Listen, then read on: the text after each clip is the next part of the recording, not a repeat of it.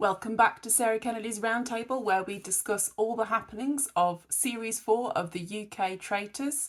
This is episode 2. This is your spoiler warning. Go and watch it. Why have you not watched it yet? Why are you looking on the internet for stuff about the Traitors?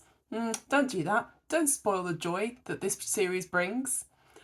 So, welcome to the Who's That episode. There are too many generic white men still being cast, but here we are. We make of this what we can. There are also too many ethnic and black British minority people under suspicion already. Well done ahead of time to all of the amazing internet detectives who worked out in record time that there was a mother-daughter relationship in the castle.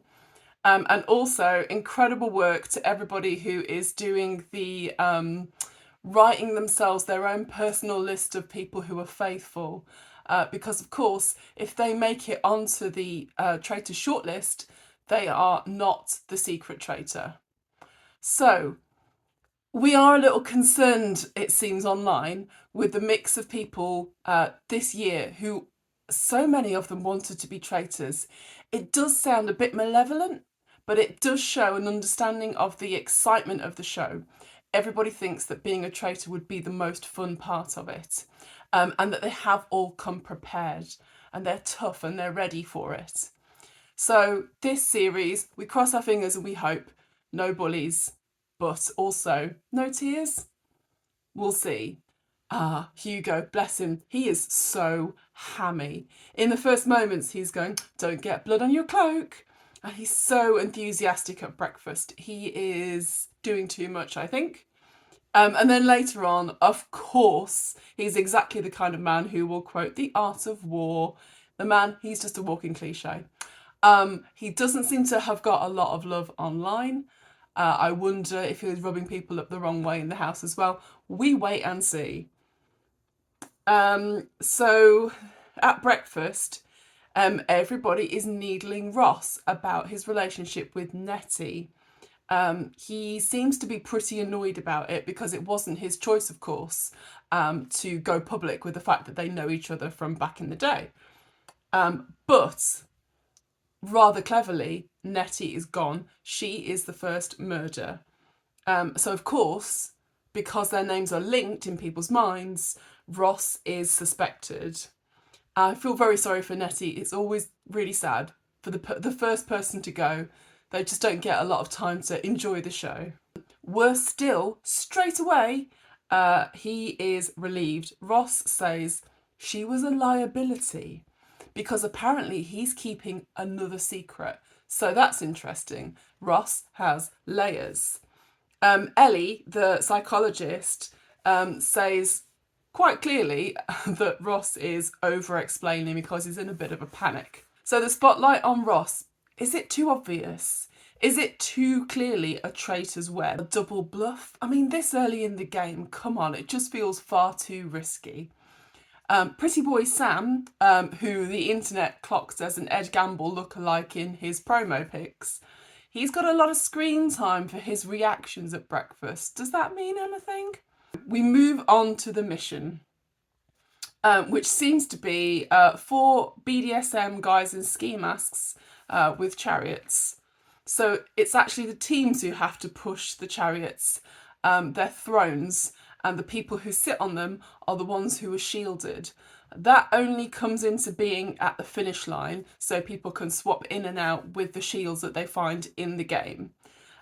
This is an all or nothing mission with a 45-minute time limit and no time calls whatsoever from Claudia. So they really have to think and pay attention to how long they're taking over going through these 3 different areas in the forest on the way back to the castle, finding these bags of money. It is brutal. All or nothing seems really harsh, especially this early on in the game. But it will put the cat among the pigeons and breed discontent, especially the fact that these people who are shielded are adding to the weight on the chariots and not actually able to do anything to help. They basically sit there.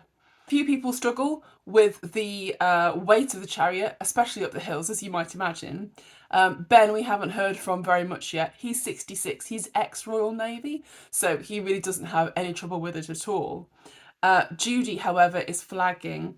She's 60. She slows them down. Everyone has to pause while she catches her breath. Quite reasonable.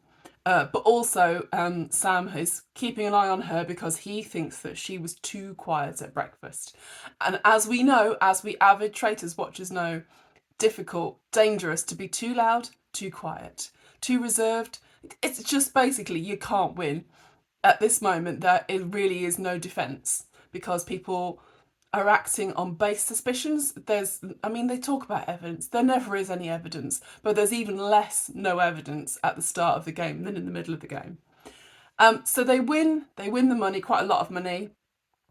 Amanda, Faraz, and Jade are the people who are protected from murder overnight. And then it's quite clear at dinner we are setting up for a Sam versus Judy showdown at the very first round table. So Sam goes for Judy because he says that there is a change in personality from when she was on the train station platform. This is patently ridiculous. They have known each other for maybe 48 hours at this point, and they are saying profound things about people's personalities, and I just think that's nonsense. But this is it. This is the bubble that they're in. This is what they're given. This is what the herd mentality go with.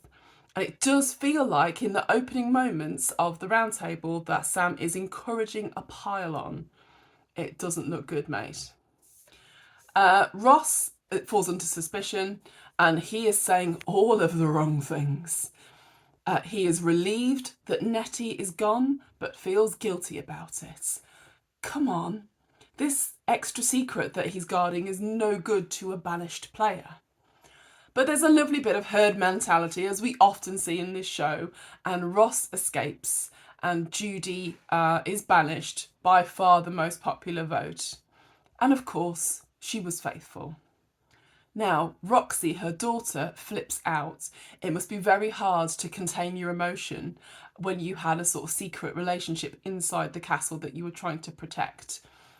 She doesn't cry, but she does seem extremely angry, too much over the top angry for the honour of a woman who apparently she's just met. She's going to be especially angry with Sam, I think, and justifiably so, but it's going to look strange. Of course, it's another terrible shame and a bit of a failing here that the first person sent home is a woman and a person of colour. So back in Traitor Tower, the short list is Ben, Reese, or Maz again. Who wants to get rid of Maz and why? He seems like such a nice guy. My question is, how do they unmask the secret traitor? Is it through pure banishment or some other method that we don't know yet? And will that position be recruited to? Because that's what happens with normal traitors. There's so much about this role that we don't know yet. It feels like we only know the basics. Again, my suspicion is that Hugo is not long for the game. But yeah, everybody else, it seems to be wide open at the moment. It is really exciting. I'm so pleased that it's back.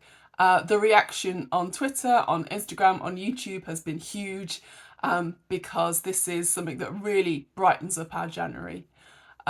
So join me again tomorrow for your next deep dive at my roundtable. Let me know what you think, whether you think this is going to be a really good series, whether you think this is missing anything, or whether you think this is almost too much Traitors, hot on the heels of the celebrity version. I'd love to know what you think. Thank you very much. Latest, Traitors.